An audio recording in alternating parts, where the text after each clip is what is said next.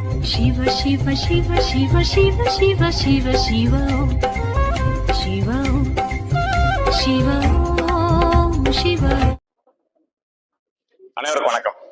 இப்போ இந்த ஜாதகத்துல ஒரு குழந்தையோட ஜாதகம். இந்த குழந்தையோட ஜாதகத்துல பொதுவா நாம ஒரு ஜாதகத்தை பார்க்கும் பொழுது லக்கண புள்ளி என்ன நிலையில் இருக்குன்னு பார்க்கணும், லக்கண அதிபதி என்ன நிலையில் இருக்காருன்னு பார்க்கணும், சந்திரன் என்ன நிலையில் இருக்காருன்னு பார்க்கணும். இது பேசிக்கல் ஃபார்முலா. ஜாதகத்தை தொட்டோடனே நாம பார்த்துக்கணும். இப்ப இந்த பையனுடைய ஜாதகம் எப்படி, அதை தாண்டி இந்த குழந்தைய வச்சுக்கிட்டு நம்ம அவங்க அப்பா அம்மாவுக்கு சொல்லக்கூடியது. இந்த லக்கணத்துக்கு 9 குடையவன் அப்படின்னு சொல்லக்கூடிய யாருங்க? சூரியன். சூரியன் 9ஆம் வீடு. இதுதான் தகப்பனுடைய லக்கணம். இந்த வீட்டுக்கு சூரியன் எங்க இருக்காரு? 7ல இருக்கிறார். ஓகேங்களா? இந்த சூரியன் இந்த லக்கணத்துக்கு 7ல சூரியன் இருக்கார். 7ல சூரியன் என்ன பலன்? ஒரு லக்கணத்துல 7ல சூரியன் என்ன பலன்? புரியலைங்க. பிரிவு அப்படி ஏற்படும். அல்லது 6 மாசம் பிரச்சனை, 6 மாசம் அட்ஜஸ்ட் பண்ணி வாழ்ந்து இருக்கிற மாதிரி சூழ்நிலைகள் இருக்கும். அல்லது கணவன் மனைவி குடும்பத்தோட இருப்பாங்க.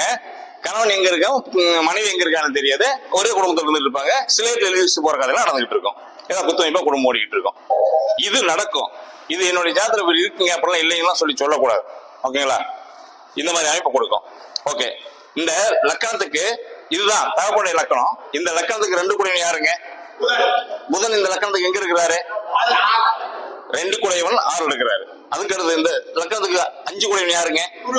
குரு. இந்த லக்கணத்துக்கு 12 இருக்கிறாரு. இந்த லக்கணத்துக்கு 9 குடையவன் யாருங்க? இந்த லக்கணத்துக்கு எங்க இருக்கிறார்?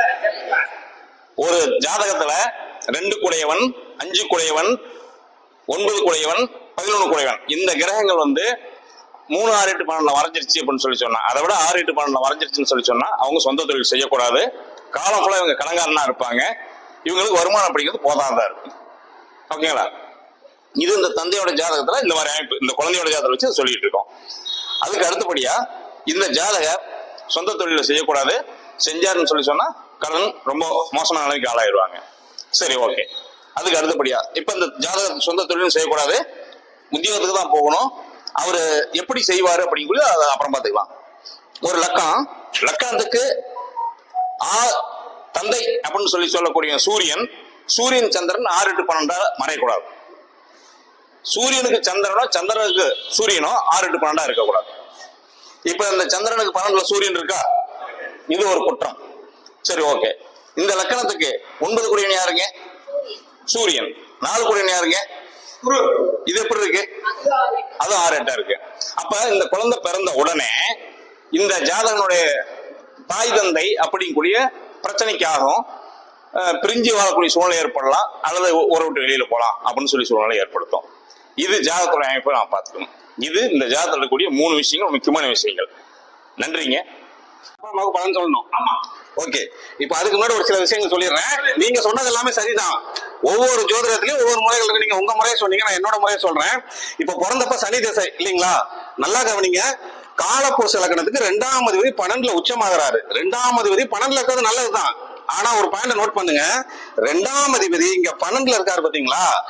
இவரு காலப்புருஷ லக்னத்துக்கு இது 8ஆம் வீடு ஆகுது. எல்லா லக்னத்துக்கும் 2ஆம் அதிபதி 12ல இருக்கிறது மோசம்லாம் சொல்ல முடியாது.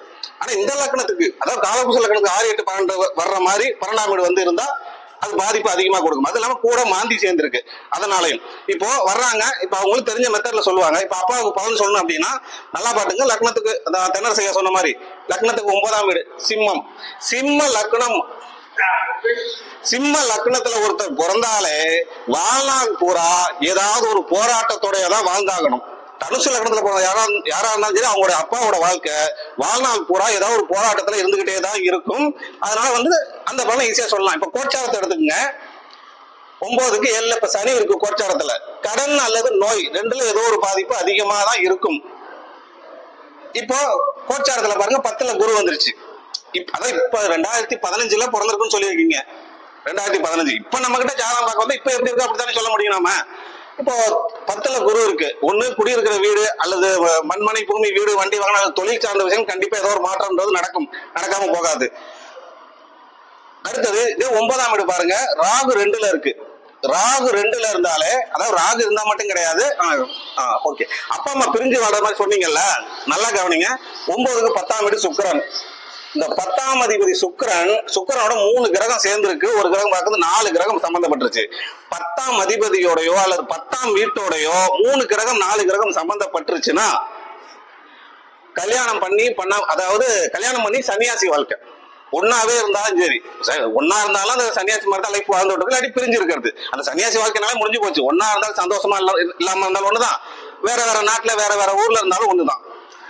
அப்பாவோட வாழ்க்கை அப்படின்னு சொல்லிட்டாலே போதும். அதுக்கு மேல நம்ம எதுவும் பெருசா சொல்ல வேண்டியதில்லை. அடுத்தது பாத்தீங்கன்னா இந்த சந்திரனோட வீடும் சூரியனோட வீடும் 8ஆம் வீடா வர்றதெல்லாம் பெரிய அளவுல பாதிப்பு வராது. ஏன்னா அது ஒவ்வொரு வீடு தான் இருக்கு. இப்ப தனுசு லக்னம் 8ஆம் வீடு பெரிய, ஏன்னா அந்த லக்னாதிபதி காலபுருஷ லக்னம் 4ல இருக்காரு. முற்பகுதி வாழ்க்கை அப்படி இருக்கும், ஆனா பிற்பகுதி வாழ்க்கை இந்த ஜாதகத்துக்கு ஓரளவு நல்லா இருக்கும். வணக்கம், என்னுடைய பேர் ரவிச்சந்திரன், திருச்சி மாவட்டம் மேட்டுப்பாளையத்திலிருந்து வந்திருக்கேன். இந்த ஜாதகத்துக்கு 2 நிமிஷத்துல சொல்லிடுறேன், சரிங்களா? இங்க பாருங்க, ஃபர்ஸ்ட் லக்ன புள்ளி யாருன்னு பாருங்க, கேதுவா. கேதுனா வாழ்க்கையில ஒரு விரக்தியா. இந்த லக்னமும் 5, 9 3மே பாருங்க எப்படி கனெக்ட் ஆகுதுன்னு பாருங்க. சாரி, லக்னம் 5, 9. லக்னாதிபதியான குரு இங்க உச்சமடன் நீங்க எல்லாரும் எடுத்திருக்கீங்க. ஆனா அங்க அவர் வக்ரம். உச்ச வக்கிறதுக்கு என்ன சார் பேரு? அது எப்படிங்க குரு பார்வைக்கு இங்க யோகத்தை கொடுக்கும்? நீ ஆய்வு செஞ்சு பாருங்க. இங்க குரு உச்சம், ஆனா இங்க குரு வக்ரம். இந்த வக்ர குருவின் பார்வை எந்த வகையிலும் நன்மையை தராது. அனுபவ ஜாதகத்துல பாருங்க, சரிங்களா? இவருடைய வாழ்க்கையில ஒரு மிக முக்கியமான ஒரு பொற்காலம் அப்படின்னா, இப்ப சனி திசைன்னு அவரே போட்டாரு. புதன் திசை கண்டிப்பா ஒரு மாற்றத்தை தரும், ஓகேங்களா?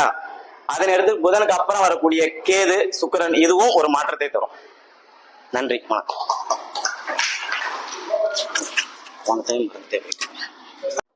இந்த குழந்தையினுடைய லக்னம் என்ன அப்படின்னு சொன்னோம்னா தனுசு லக்னம். லக்னாதிபதி 8வது வீட்டுக்கு போக கூடாது, உச்சம் அடைஞ்சாலும் சரி. 6, 8, 12ல மறையக்கூடாது. அடுத்தது இந்த லக்னத்துக்கு தாய்க்குரிய கிரகம் குரு. அப்போ இந்த குரு லக்னாதிபதியா வேலை செய்வாரா, தாய்க்குரிய கிரகமா வேலை செய்வாரானா, பெண் வீட்டுல இருக்கிறதுனால தாய்க்குரிய கிரகமா தான் குரு வேலை செய்வார். லக்னாதிபதியா அங்க வேலை செய்ய முடியாது, சரிங்களா? அடுத்தது இந்த குழந்தை திருதியை திதியில பிறந்திருக்கு. மகர வீடும் சிம்ம வீடும் என்ன ஆகும்? திதி சூன்யமாயிரும்.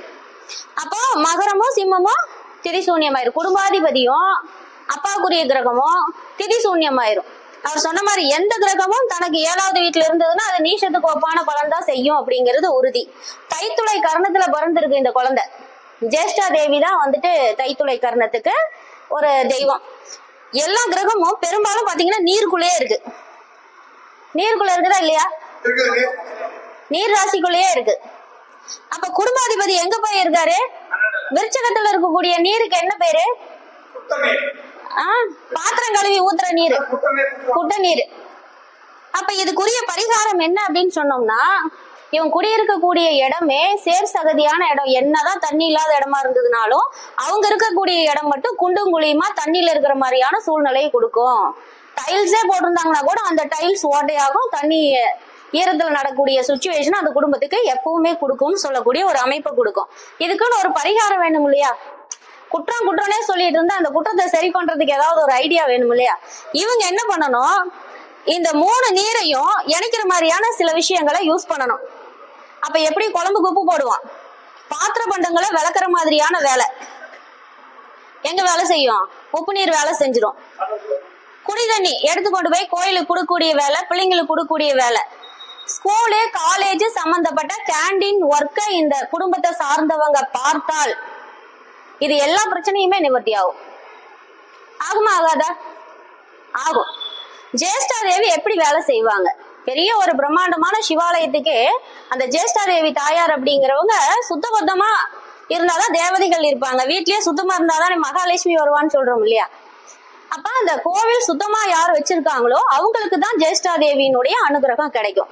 அப்ப இவங்க என்ன பண்ணணும், ஒரு 4 மாசத்துக்கு ஒருக்கா போயிட்டு நல்ல சீவமார், இந்த கீத்துல கிழிப்பாங்க இல்லையா, அந்த சீவமார் ஒரு 5 சீவமார் வாங்கி போட்டு போய் நல்ல சிவாலயமா எல்லா சித்தர்கள்லாம் இருக்கிற மாதிரியான ஒரு சிவாலயத்துக்கு தானமா கொடுக்கணும். அந்த சீவமார தொட்டு கும்பிட்டு எனக்கு பதிலா நீ இந்த திருக்கோவில் தொண்டு செய்யணும். கோயில் உள்ள பிரகாரத்தையும் கழுவுவாங்களா? அந்த கோவிலுக்கு எங்கெங்கயோ இடத்துல இருந்து, ராமேஸ்வரத்துல இருந்து கூட தீர்த்தம் கொண்டுட்டு வந்து அந்த சாமிக்கு அபிஷேகம் பண்ணுவாங்களா? அபிஷேகம் பண்ணின கருவறையும் கழுவுவாங்க. வெளியில இருக்கக்கூடிய எல்லா இடத்தையும் சுத்தம் பண்ணுவாங்க. குப்பை கோள்கள் எல்லாத்தையுமே அந்த அவங்களுடைய சீவமார் அவங்களாகவே வேலை செய்யும். இன்னுமே பெரியவங்க சொல்லுவாங்க, சீவமார தாண்டாத, நிலவு காலுக்கு முன்னாடி போடாத, குறுக்க போடாத அப்படிலாம் சொல்லுவாங்க. நிஜமாலுமே சீவைமாருக்கு சக்தி உண்டு. அதை வந்துட்டு இவங்க என்ன பண்ணணும், 4 மாசத்துக்கு ஒருக்கா எவ்வளவு, ஒரு 40 ரூபா வருமா, 100 ரூபாயே வரட்டுமே, சின்ன பரிகாரம். இதை மட்டும் இந்த குழந்தைக்கு 17 வருஷம் 4 மாசம் 14 தேதி வரையிலும் பண்ணிட்டு இருந்தாங்கன்னா இந்த குழந்தையினுடைய கஷ்டம் நிவர்த்தி ஆகும். கடல் தாண்டி கூட இவங்க போயிட்டு, இந்த பையன் வந்துட்டு படிப்புனாலதான் யோகன்ட்டு இல்ல, கடல் தாண்டி கூட போய் ஒரு நல்ல நிலையை அடைய முடியும்.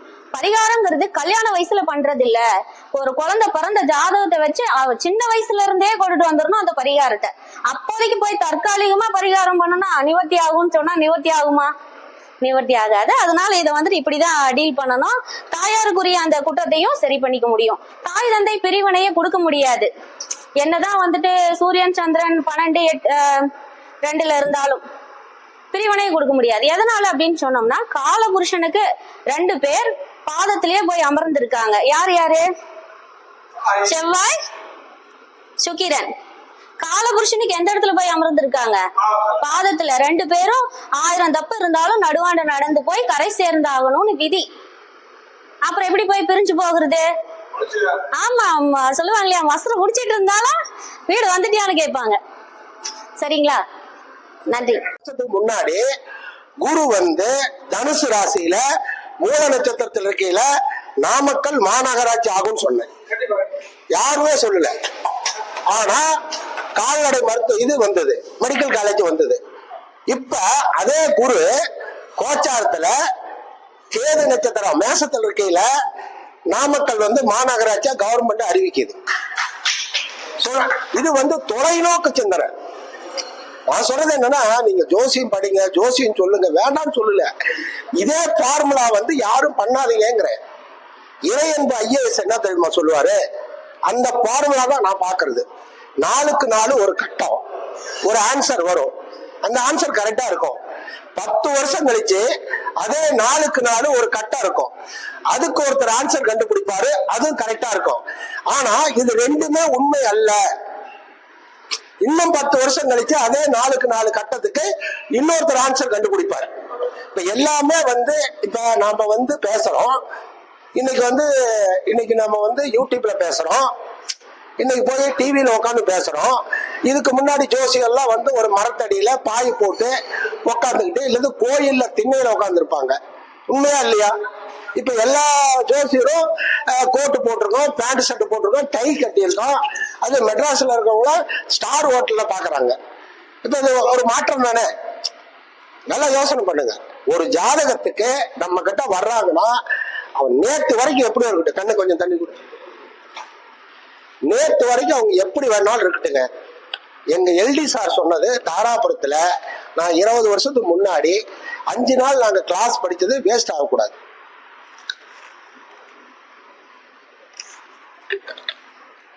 அவர் என்ன சொல்றாருன்னா, யாருக்கும் தோஷம் சொல்லாதீங்க. ஒரு பாயிண்ட். நாங்க 5 நாள் அங்க வந்து சென்வென் ஸ்கூல்ல ரூம் போட்டு சென்வென் ஸ்கூல்ல கிளாஸ் நடக்கும். 5 நாள் நாங்க தங்கியிருப்போம். முன்னாடியே பணத்தை கட்டிடுவோம். 5 நாள் சாப்பிட்டுட்டு அங்கதான் நாங்க கிளாஸ் எடுப்போம். பிருகுநந்தி நாடி கிளாஸ் நடக்குங்க. அப்ப வந்து எங்களுக்கு லக்கணம் கிடையாது, நட்சத்திரம் கிடையாது. பிருகுநந்தி நாடியில லக்கணம் கிடையாது, நட்சத்திரம் கிடையாது, திசா புத்தி கிடையாது. கோச்சார கிரகத்தை வந்து இணைக்கிறதா அதுல ரூல். அப்ப கோச்சார கிரகத்தை எப்படி இணைக்கிறோம் அப்படி படிச்சோம். அது ஒரு மெத்தேடு. அப்புறம் சேலத்துல வைத்திலிங்க ஐயா அவரு வந்து கேபி சொல்லி கொடுத்தாரு. அந்த மாநாடெல்லாம் ஒரு 10 மாநாடு கலந்துக்கிறதுக்கு இறைவன் எனக்கு ஒரு வாய்ப்பை கொடுத்தாரு. கும்பகோணம் அருணாச்சலத்துக்கு கூட 50-100 மீட்டிங் கலந்துக்கிற வாய்ப்பை கொடுத்திருக்காரு. முத்தூர் ராமசாமி அண்ணன் கூட ஒரு 100-150 மீட்டிங் கலந்துக்கிற வாய்ப்பு எனக்கு இறைவன் கொடுத்திருக்காரு.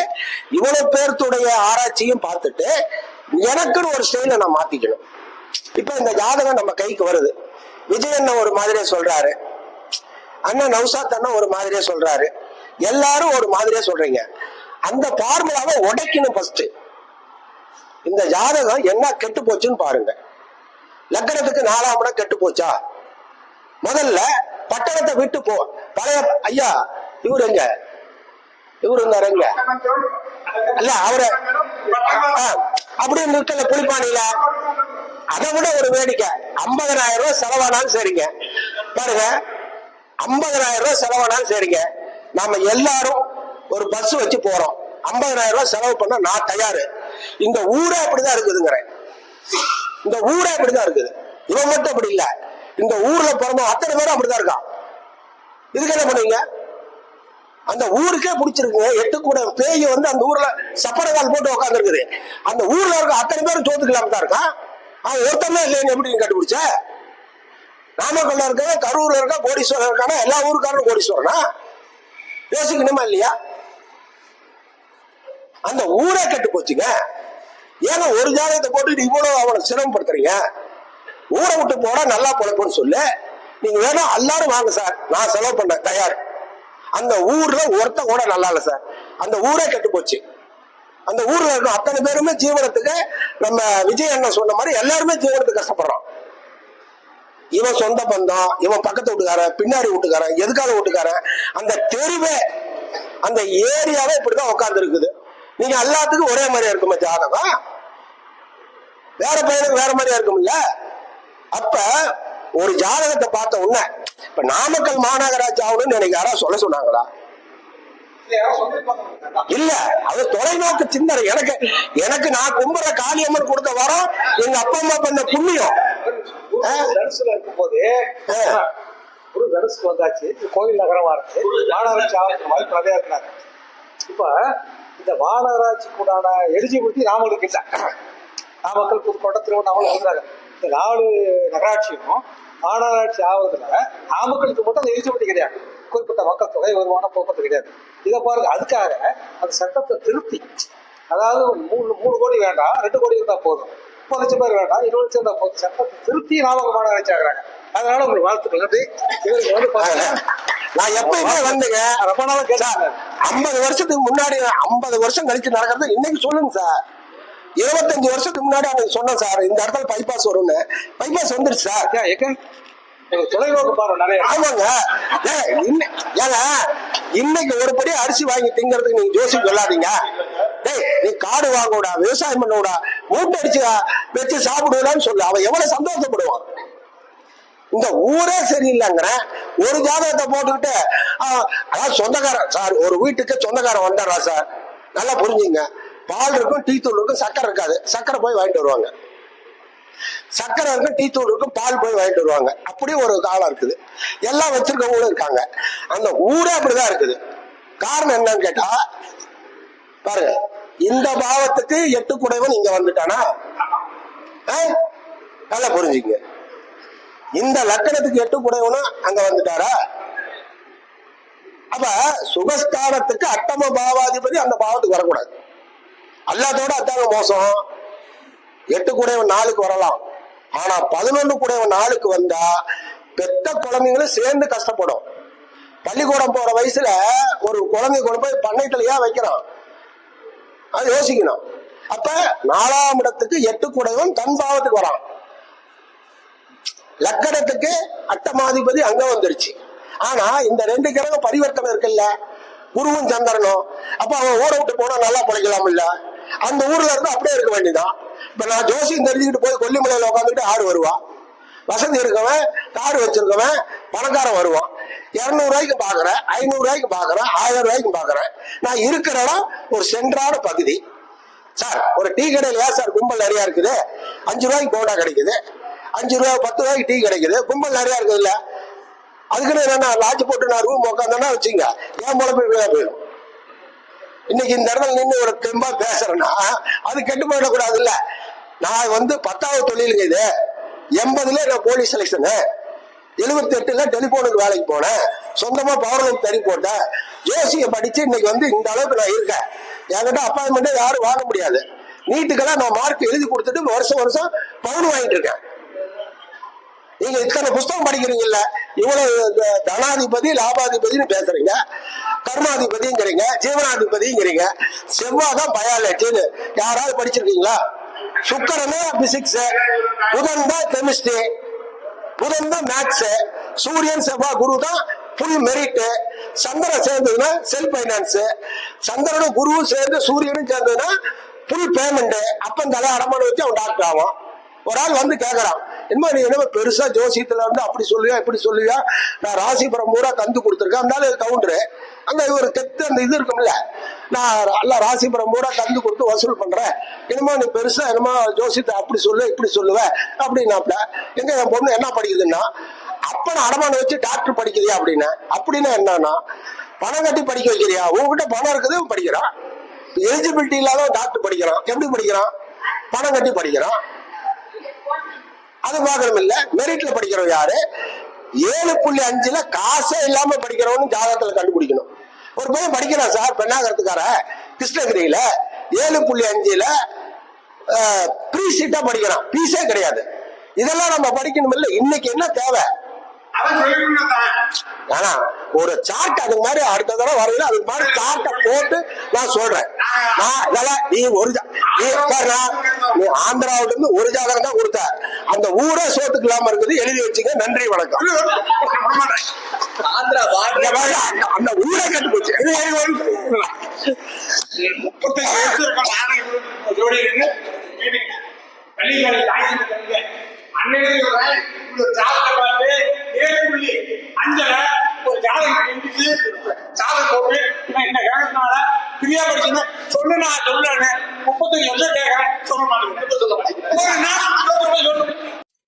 விஜயனை காலையில இருந்து வந்து பாத்தீங்க அப்படின்னா 2ஆம் பாவம் சாப்பாட்டு பாவம் அப்படின்றத தெளிவா விளக்கிட்டாரு.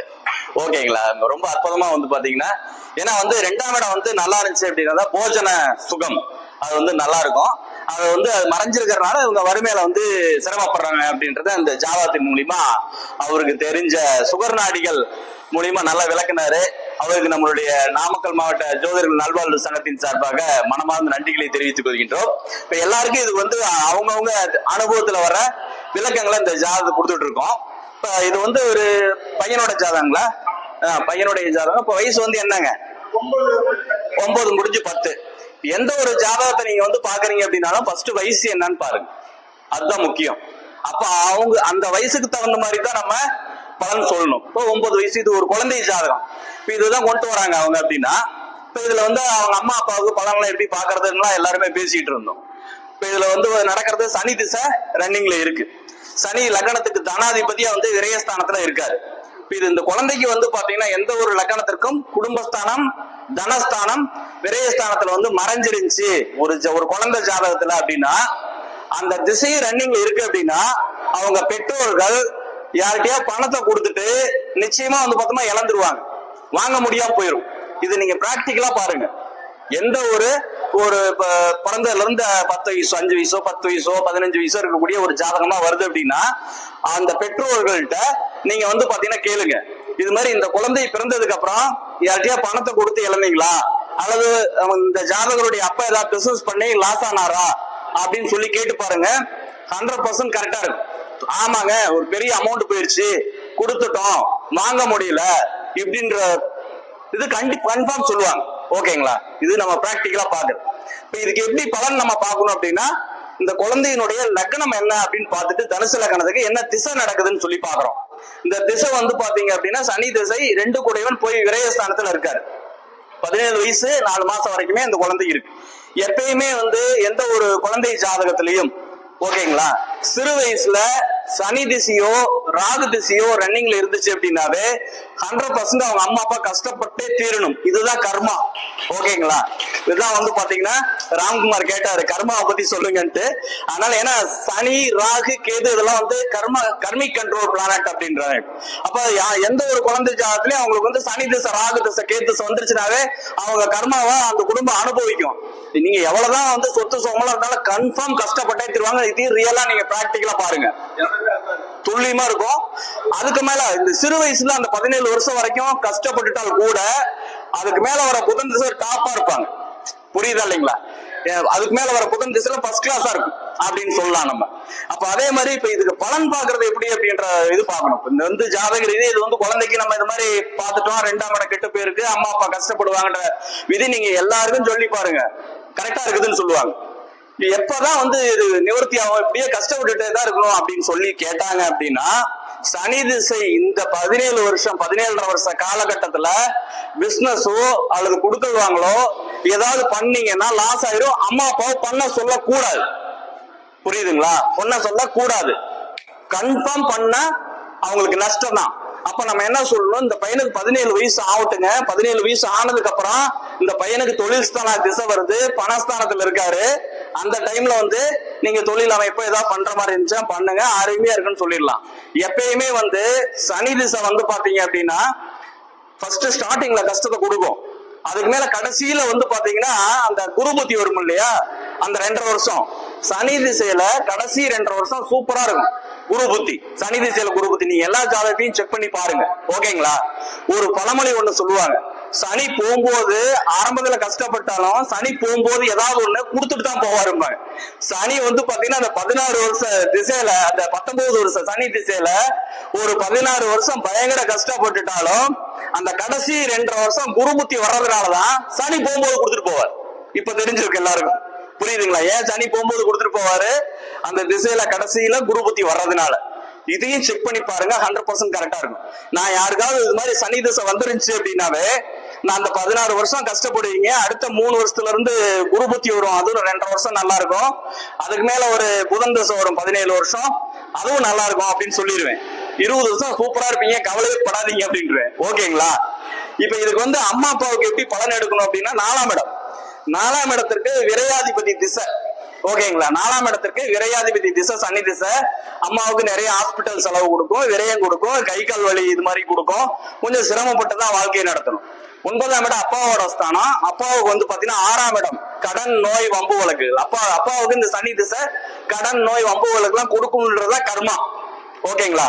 அப்ப அந்த திசை வந்து 4ஆம் பாவத்துக்கும் 9ஆம் பாவத்துக்கும் என்ன ஆதிபத்தியம் அப்படின்றத பார்த்துட்டு நீங்க பலன் சொன்னீங்கன்னா துல்லியமா இருக்கும். 100% தெளிவா உங்களுக்கு வழிகாட்டலாம். நன்றி, வணக்கம்.